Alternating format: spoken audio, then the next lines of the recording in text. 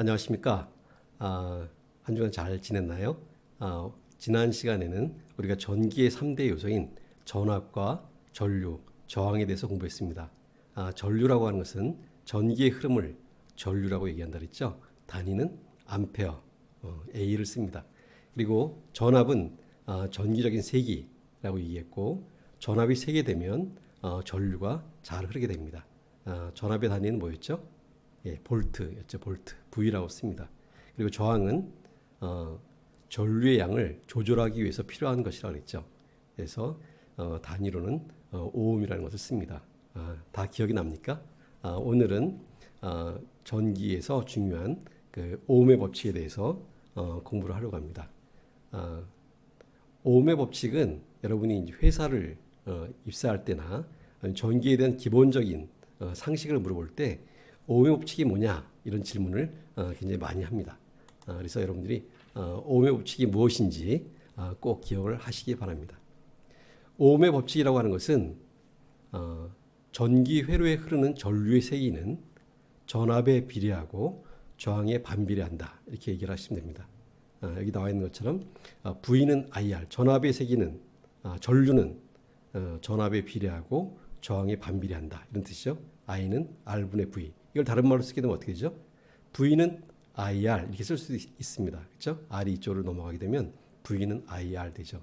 그러니까 여러분이 오음의 법칙을 설명할 때 오음의 법칙을 설명하시오 얘기하면 전기에 흐르는 전류의 세기는 전압에 비례하고 저항에 반비례합니다. 이렇게 얘기를 해도 되고, 아니면 V는 IR 이렇게 얘기를 해도 되고, 아니면 전압은 전류 곱하기 저항입니다. 이렇게 얘기를 해도 됩니다. 여기 이제 그림으로 그렇게 그려놨는데 V, 전압, 전류, 저항 이렇게 되어 있습니다. 이 전압은 전류와 저항의 곱으로 표시할 수 있고요. I를 구하려면 I는 R분의 V 이렇게 구하면 되고, R을 구하려면 I분의 V 하게 되면 구할 수 있습니다. 쉽죠? 오음의 법칙 꼭 기억하기 바랍니다. 전기 회로에 흐르는 전류의 세기는 전압에 비례하고 저항에 반비례한다. 다 기억했습니까? 예, 그러면 한번 이 오음의 법칙을 이용해서 문제를 풀어보겠습니다.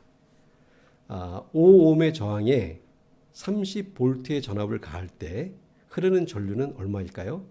한번 계산해 보세요. 자, 암산으로 하지 말고 종이와 연필을 가지고 직접 쓰면서 한번 풀어보세요. 오음의 법칙. 오음의 법칙 뭐라 그랬죠? I는 R분의 V, V는 IR. 이 오음의 법칙이라 그랬죠? 그 공식을 이용하면 계산할 수 있습니다. 계산해 봤나요? 전류가 얼마죠? 그럼 같이 계산해 볼까요? 우리가 오음의 법칙은 V는 IR, 여기서부터 시작하는 겁니다. 항상 우리가 암산으로 하지 말고 문제를 풀 때는 관련된 공식을 먼저 적구하면 여러분 시험을 볼 때도 훨씬 유리한 점수를 맞을 수 있어요. 혹시 계산식이 틀렸다고 하더라도 이런 식을 먼저 쓰고 문제를 풀게 되면 우리가 가산점을 받을 수가 있습니다.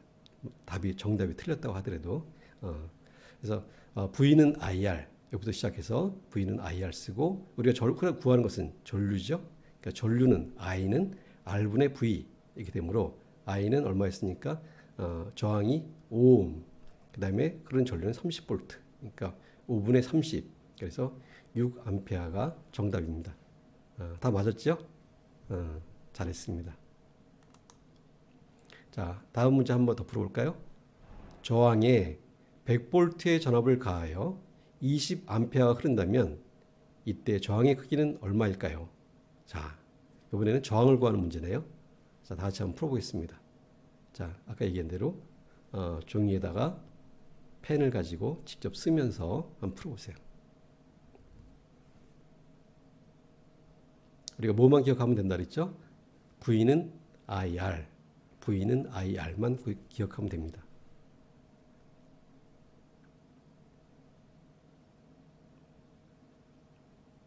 다 구했나요? 굉장히 빨리 푸는 학생도 있을 거예요. 그렇죠? 한번 보겠습니다.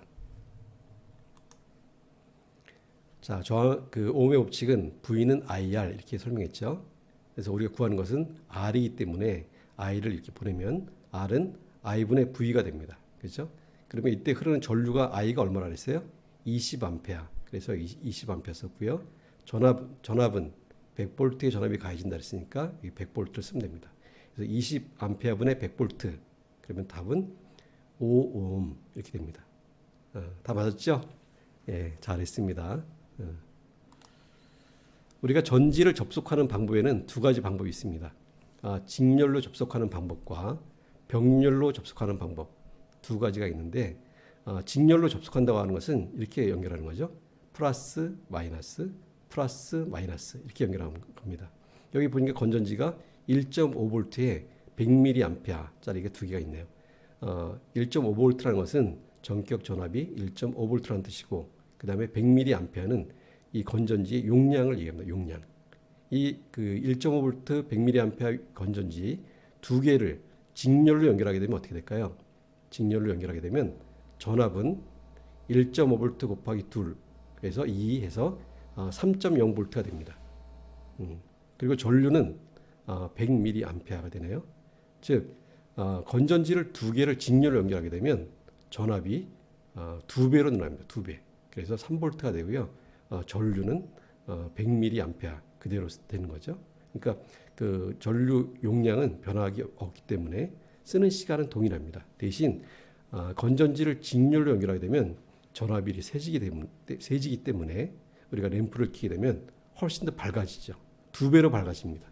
그렇지만 쓸 수 있는 시간은 동일하다. 이게 이제 직렬 접속 방법의 특징이 되겠습니다. 병렬로 접속하게 되면 어떻게 될까요? 병렬은 여기 나와 있는 것처럼 플러스는 플러스끼리 다 연결해서 쭉 뽑아낸 것이 이제 플러스 되고요. 마이너스는 마이너스끼리 연결한 것. 이렇게 연결하는 방법을 병렬 접속 방법이라고 얘기를 합니다. 병렬로 접속하게 되면 이때 전압의 크기는 1.5V로 동일합니다. 대신 전류 용량은 두 배가 돼서 200mA가 되는 거죠. 즉 건전지를 병렬로 연결하게 되면 빛의 밝기는 동일하게 되지만 쓸 수 있는 시간은 두 배가 된다는 거예요. 두 배. 그래서 우리가 건전지를 연결하는 방법에 따라서 빛의 밝기를 더 세기를 원한다면 직렬로 연결이 되고 건전지를 오래 쓰기를 원하면 병렬로 연결하면 되겠습니다. 다 이해가 됐죠? 우리가 이제 그 회로를 꾸밀 때 직렬로 연결한다 이렇게 얘기를 하는데 직렬로 연결하는 것을 우리 영어로는 그 시리즈 서큐트 이렇게 얘기합니다. 직렬 회로, 시리즈 서큐트 일렬로 쭉 연결한다는 얘기죠. 이 저항이 지금 일렬로 이렇게 연결됐습니다. 건전지와 저항들이 일렬로 연결된 거 이런 거를 우리가 직렬 회로라고 얘기합니다. 저항을 직렬로 연결했을 때 회로의 합성 저항, 토탈 저항은 각각의 저항의 합과 같다. 이게 무슨 말이냐면 이 직렬 회로에서 저항은 토탈 저항은 얼마입니까? 이러면 저항을 더하면 돼요. 그냥 이렇게 여기 나와 있는 것처럼 R1 플러스 R2 이렇게 더하면 됩니다. 그러면 이때 흐르는 전류량은 얼마가 되느냐 얘기하면 I는 R분의 V죠. 그렇죠? 근데 여기 이제 저항이 두 개 있으니까 I는 R1 플러스 R2분의 V 이렇게 하면 되는 거죠. 이 저항이 합성 저항을 구해서 이 R 값에 넣어주면 됩니다. 그래서 I는 R1 플러스 R2분의 V 이렇게 하게 되면 이 회로에 흐르는 전류를 구할 수 있습니다. 자, 그러면 한 가지 퀴즈. 자, 이 회로에서 전류를 측정할 때 어느 점에서 측정해야지 정확한 전류량을 측정할 수 있을까요? 첫 번째 1번. 자, 저항이 들어가기 전에 이쪽에서 측정해야 된다. 2번. 아니다. 가운데서 측정해야 된다. 저항과 저항 사이 가운데서 측정해야 된다. 3번. 아니다. 저항이 다 지난 다음에 이쪽에서 측정해야 된다. 자, 어디서 측정하는 게 맞을까요? 우리가 전류를 측정할 때, 이 회로의 전류를 측정할 때 어느 점에서 1번, 2번, 3번 어느 점에서 측정하는 것이 전류량을 가장 정확하게 측정할 수 있을까요? 자, 모두 대답해 보세요. 다 생각했나요? 한번 볼까요? 어느 게 맞는지. 직렬 회로에서 전류의 크기는 모든 점에서 같다 이렇게 되어 있네요. 이게 직렬 회로의 첫 번째 중요한 특징입니다. 직렬 회로에서 전류의 크기는 모든 점에서 같다. 그러면 어디서 측정하면 되죠? 네, 아무 데서나 측정하면 됩니다. 아무 데서나. 여기서 측정해도 되고 여기서 측정해도 되고 여기서 측정해도 되고 여기서 측정해도 되고 여기서 측정해도 됩니다. 왜? 이 모든 회로의 모든 점에서 전류량은 같기 때문입니다. 똑같기 때문이에요. 이게 직렬 회로의 첫 번째 중요한 특징입니다. 알겠죠? 꼭 기억하기 바랍니다. 자, 저항 R1은 15옴, R2는 5옴, R3는 15옴입니다. 이 저항을 직렬로 연결할 때 합성 저항은 얼마가 될까요? 우리 조금 아까 배웠죠? 직렬 회로에서의 합성 저항은 어떻게 한다 그랬죠? 기억이 나나요? 다 더하면 된다 그랬죠? 다 더하면 돼요. 한번 더 해보세요. 또 암산하지 말고 손으로 꼭 쓰는 연습을 하세요. 손으로 쓰는 연습을. 손으로 쓰고 답을 구하고 그래야지 실수하지 않습니다. 다 구했나요? 너무 쉽죠? 한번 볼까요? R 토탈은 15옴 플러스 5옴 플러스 15옴 35옴 이렇게 됩니다. 다 구했죠? 잘했습니다. 이렇게 직렬 회로에서의 저항은 그냥 산수하듯이 다 더하면 됩니다. 직렬 회로의 저항은 다 더한다.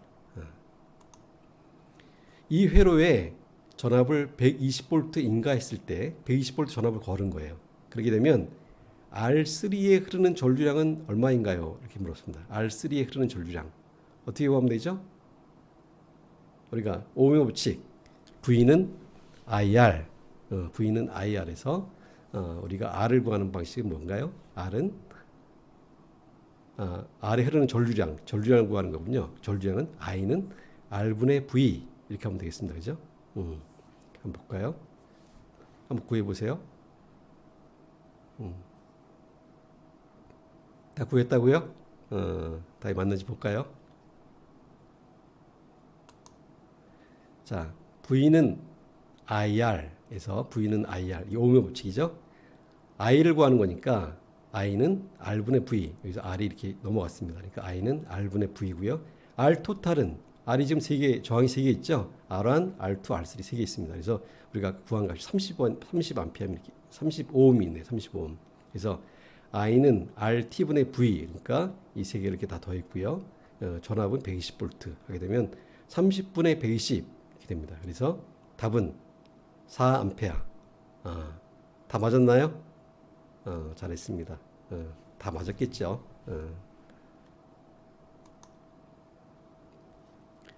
자, 흐르는 여기 보니까 물이 아주 시원하게 맑네요. 그렇죠? 아주 시원해 보입니다. 이제 추운 겨울도 지나가고 날씨가 풀리면서 이제 얼음이 다 녹고 시원한 물이 이렇게 내려가고 있어요. 그죠? 이 흐르는 물에 이렇게 보를 이렇게 설치했어요. 원래는 이제 물이 평평하게 수위차가 별로 없었는데 여기 보를 이렇게 하나 설치하고 나니까 어떻게 돼요? 이 보 때문에 물이 갇히게 되죠. 그러다가 이제 물이 계속 많이 고이게 되면 물이 이렇게 넘치게 됩니다. 그러면서 이 보로 인해서 여기 있는 물과 여기 있는 물에 수위차가 생기죠. 이 보가 하는 역할은 뭐예요? 물을 가두는 역할도 하지만 물이 흘러가는 걸 막는 역할을 하죠. 이 보의 역할이 마치 전기에서 저항과 같습니다. 이 보에 의해서 수위차가 생기는 것처럼 전기에 회로에 저항을 설치하게 되면 저항에 의해서 저항 양단에는 전위차, 즉 전위차가 뭐라 그랬어요? 전압이라 그랬죠? 전위차가 생긴다. 다시 한번 얘기하면 회로에 저항을 설치하면 저항에 의해서 저항 양단에는 전위차가 생기게 된다. 이런 얘기를 합니다. 저항 때문에 전위차가 생기는 거죠. 우리 저항의 직렬 연결 시 저항 양단에 걸리는 전위차는 이 저항이 때문에 전위차가 생긴다 그랬죠? 이 앞과 뒤에 전위 차이가 생기는 거예요. 그래서 이 저항 양단의 전압을 재보면 전압이 표시가 되는 거죠. 왜? 이 저항 때문에 전위차가 생겨서. 이 생기는 전위차는 각 저항에 비례해서 분배된다. 이 저항이 크면 전위차도 커요. 우리가 보의 높이가 높으면 수위차가 커지는 것처럼 저항이 커지면 전위차가 커집니다. 그래서 이때 걸리는 전위차, 전압의 크기는 뭐에 비례한다? 저항의 크기에 비례한다. 이렇게 되는 거예요. 전위차의 비는 저항의 크기의 비와 같다. 이런 얘기를 하는 겁니다. 그래서 여기 걸리는 전위차, 이 R1에 의해서 이쪽에 걸리는 전위차를 V1이라고 하고 R2에 의한 전이차를 V2라고 하면 V1은 흐르는 전류는 동일하게 I가 똑같이 일정하니까 I 곱하기 R1 하게 되면 R1에 의한 전이차 V1을 구할 수 있고요. 그리고 V2, R2에 의한 전이차는 I 곱하기 R2 하게 되면 R2에 의한 전이차 V2를 구할 수 있습니다. 알겠죠? 이 각각 저항에 의해서 전이차가 발생하는데 그 전이차의 크기는 어떻게 구한다? 흐르는 전류를 먼저 구하고 전류 곱하기 IR1 하게 되면 R1에 의한 전이차 V1을 구할 수 있고요. 그 다음에 R2에 의한 전이차는 V2는 I 곱하기 R2 해서 R2에 의한 전이차를 구할 수가 있습니다.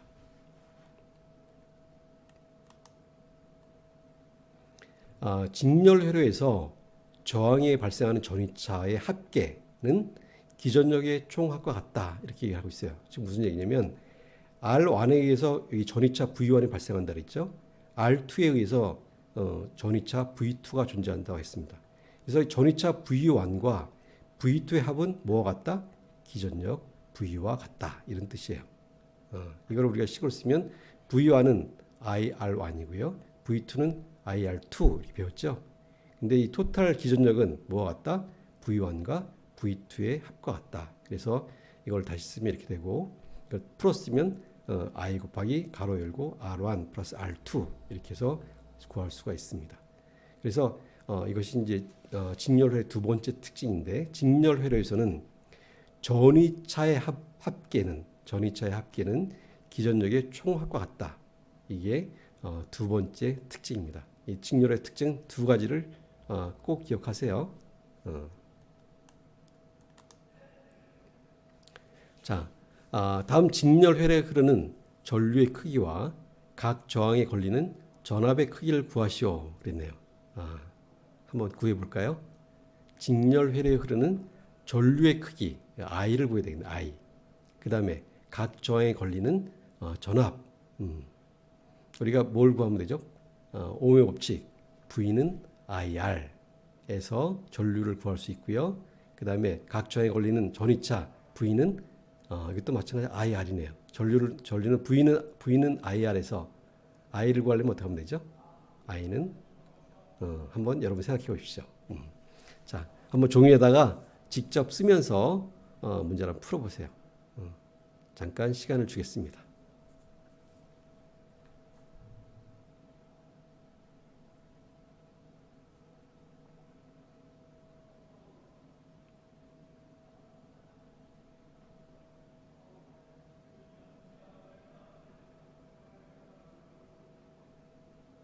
자, 전류는 우리가 V는 IR에서 I는 R분의 V를 통해서 구할 수가 있습니다. 그렇죠?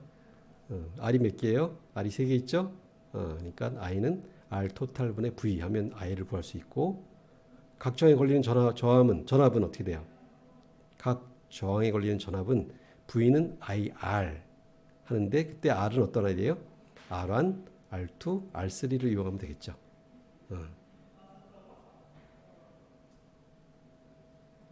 다 해봤나요? 교수님이 얘기하지만 항상 암산으로 하면 안 되고요. 직접 종이 위에다가 연필로 쓰면서 직접 쓰면서 푸는 연습을 해봐야 됩니다. 그래야지 여러분 것이 될 수 있어요. 내가 풀어주는 거를 아무리 많이 들어봐야 아무런 도움이 되지 않습니다. 직접 풀어봐야 돼요. 그리고 한번 풀어봤다고 되는 것이 아니라 반복해서 풀어보는 것이 굉장히 중요합니다.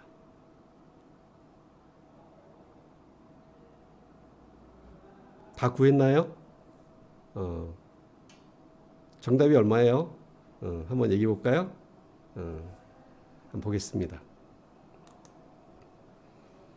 자, V는 IR에서 흐르는 전류 I는 R분의 V 이렇게 되죠. 그죠? 근데 저항이 3개 있으니까 R 토탈 값을 구해야 돼요.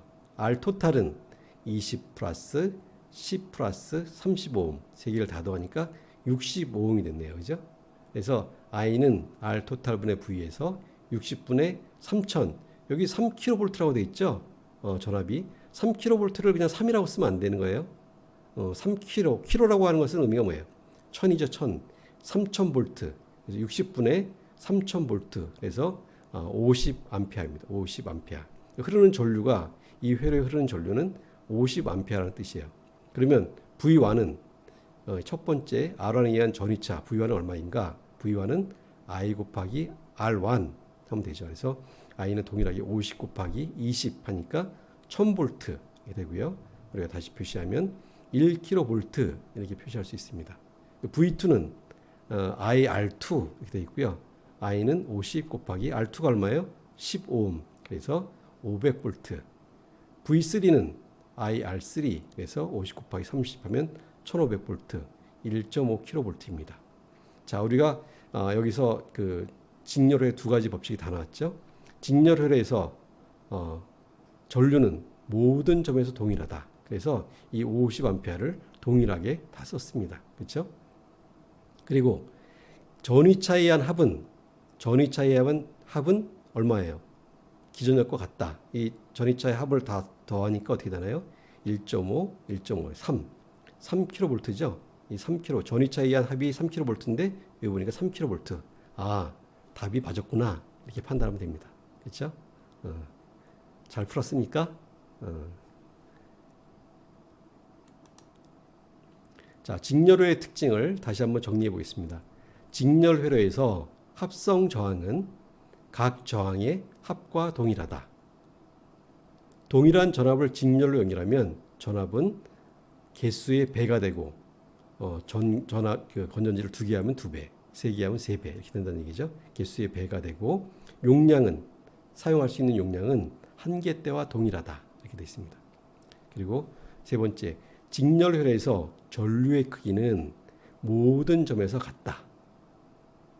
직렬회로에서 전류의 크기는 모든 점에서 같다 그랬습니다. 그리고 네 번째, 직렬회로에서 각 저항에 발생하는 전위차의 합은 기전력의 총합과 같다.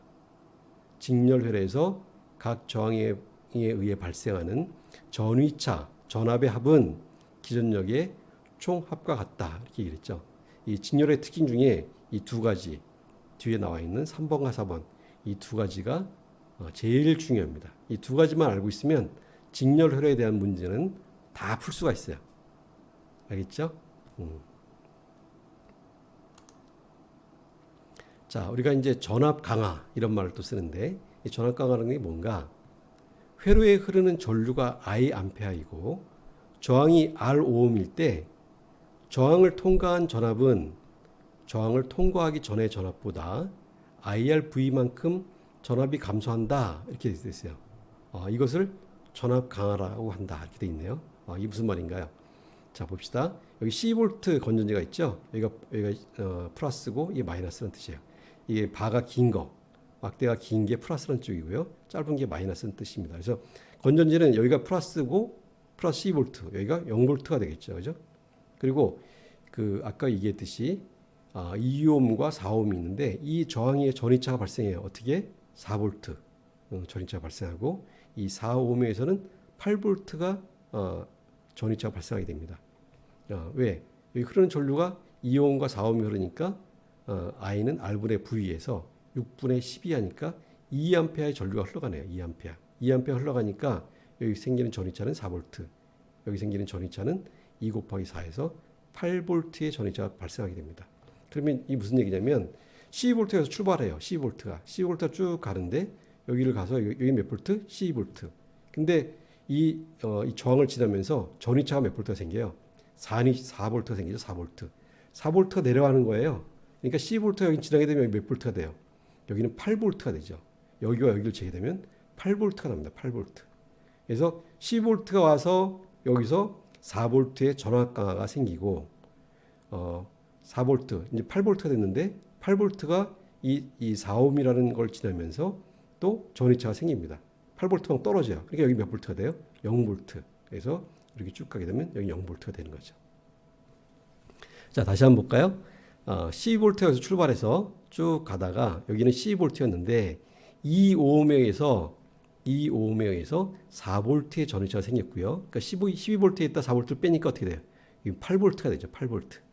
8V가 되고 즉 4V의 전압 강화가 발생했고요. 근데 8볼트가 다시 4ohm을 거치면서 몇 볼트가 돼요? 0볼트가 됩니다. 0볼트. 0볼트가 이렇게 쭉 흐르게 되는 거죠. 그래서 우리가 이 2ohm에서 전압 강화가 4볼트가 생겼다 이렇게 얘기를 할 수 있고 4ohm에서 전압 강화가 8볼트가 생겼다 이렇게 얘기를 합니다. 즉 전압 강화라는 말이나 우리가 전위차가 생기는 말이나 같은 말이죠. 그래서 우리가 이제 회로를 얘기할 때 야, 2ohm에 걸리는 전압이 얼마야? 이렇게 물어볼 수도 있고요. 2ohm에 전위차가 얼마냐? 얘기할 수도 있고 2ohm에 생기는 전압 강화가 얼마냐? 이렇게 물어볼 수도 있습니다. 그래서 이 용어들을 다 기억을 해야 돼요. 그래서 여러분이 꼭 이제 기억을 하라고 전압 강화에 대한 얘기를 소개를 했습니다. 이해가 됐습니까? 자, 우리가 이제 단위를 얘기할 때 전기에는 단위가 굉장히 여러 가지가 나와요. 뭐 킬로라는 얘기도 나오고 밀리, 메가, 마이크로 여러 가지 단위들이 나옵니다. 그래서 한번 그것들을 한번 정리를 해보려고 합니다. 우리가 이제 킬로라고 하면 킬로는 뭘 얘기하는 거죠? 10의 3승. 10의 3승이라는 얘기는 뭐예요? 공이 3개 붙어 있다는 얘기예요. 그러니까 천을 얘기하는 거죠. 천이라고 하고 우리가 읽을 때는 킬로 이렇게 얘기합니다. 킬로. 그 다음에 메가가 있네. 메가는 어떻게 써요? 메가는 10의 6승이에요. 10의 6승. 10의 6승이면 공이 6개. 100만을 얘기하는 거예요. 100만. 단위로는 영어 대문자 M을 씁니다. 대문자 M. 읽을 때는 메가 이렇게 쓰는 거죠. 그 다음에 10의 9승. 10의 9승은 공이 9개예요. 공이 9개. 굉장히 큰 수네요. 우리가 표기로는 기가 이렇게 해요. 기가. 우리가 이제 컴퓨터를 사게 되면 야, 내 컴퓨터는 하드웨어가 뭐 몇 기가야 이런 얘기 많이 하죠. 그죠? 자랑을 많이 하는데 기가라고 얘기하고요. 쓸 때는 G. 영어 G를 씁니다. G. 읽을 때는 기가 이렇게 쓰고요. 그 다음에 10의 12승. 10의 12승은 테라. 테라라고 얘기하고 기호로는 T 씁니다. T. 읽을 때는 테라 이렇게 있습니다. 알겠죠? 그래서 우리가 이제 이걸 꼭 기억하기 바랍니다. 우리가 위에 보면 뭐 15승은 페타, 18승은 엑사 이게 있는데 여러분 이제 참고로 한번 기억을 하고 알고 있으면 좋겠습니다. 그래도 꼭 기억할 것은 킬로, 메가, 기가, 테라 10의 3승부터 10의 12승까지는 꼭 기억을 하세요. 그 다음에 밀리라는 게 있습니다. 밀리는 뭔가요? 10의 마이너스 3승. 마이너스 3승이라는 얘기는 분모가 공이 3개 있다는 거예요. 즉 1000분의 1을 얘기하는 거예요. 1000분의 1. 10의 마이너스 3승은 1000분의 1을 얘기하는 거죠. 기호는 어떻게 써요? 스몰 m을 쓰네요. 스몰 m. 읽을 때는 밀리. 우리가 뭐 밀리미터 이런 얘기를 하죠. 밀리미터는 1000분의 1미터를 얘기하는 거예요. 1000분의 1미터. 1000분의 1미터. 그 다음에 10의 마이너스 6승. 마이크로는 10의 마이너스 6승입니다. 즉 분모가 공이 6개. 100만 분의 1을 얘기하는 거죠. 100만 분의 1. 마이크로라고 얘기하고요. 쓸 때는 이렇게 씁니다. 꼭 U자 비슷하게 하는데 왼쪽에 발이 더 길죠. 이렇게 된 게 이제 마이크로 이런 기호예요. 그래서 마이크로라는 뜻은 10의 마이너스 6승 100만 분의 1을 얘기합니다. 100만 분의 1. 그 다음에 10의 마이너스 9승 이거는 나노라는 것은 이제 입자가 굉장히 작은 걸 얘기하는 거죠. 그래서 이제 얼마큼 작으냐? 10의 마이너스 9승. 그러니까 10의 9승분의 1만큼 작은 거예요. 영어로는 스몰 n자 씁니다. 스몰 n. 그리고 읽을 때는 나노 이렇게 얘기하는 거죠. 그 다음에 피코는 10의 마이너스 12승분의 1. 공이 12개 분의 1이 있는 거예요. 영어 기호로는 P. 그래서 피코 이렇게 합니다. 그 다음에 10의 마이너스 15승은 fem토, 10의 마이너스 18승은 아토 이렇게 얘기를 하네요. 그래서 여러분이 꼭 이런 기호들을 참고로 기억하길 바라고요. 우리가 킬로부터 테라까지는 기억을 하면 좋겠습니다. 그리고 밀리부터 피코까지는 기억을 하면 좋겠습니다. 수고했습니다. 우리가 오늘은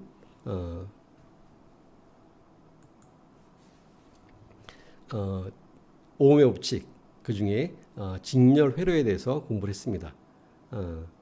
혹시 여러분이 궁금한 사항이 있으면 여러분이 구글 클래스룸에 문의사항을 올려주면 성실하게 답을 하도록 하겠습니다. 그리고 구글 클래스룸에 본 교육 내용도 다 올려놓고 우리가 교육 PPT 자료들도 다 올려놨습니다. 그리고 레포트 꼭 확인하고 정해진 시간 내에 꼭 제출하기 바랍니다. 예, 수고했습니다.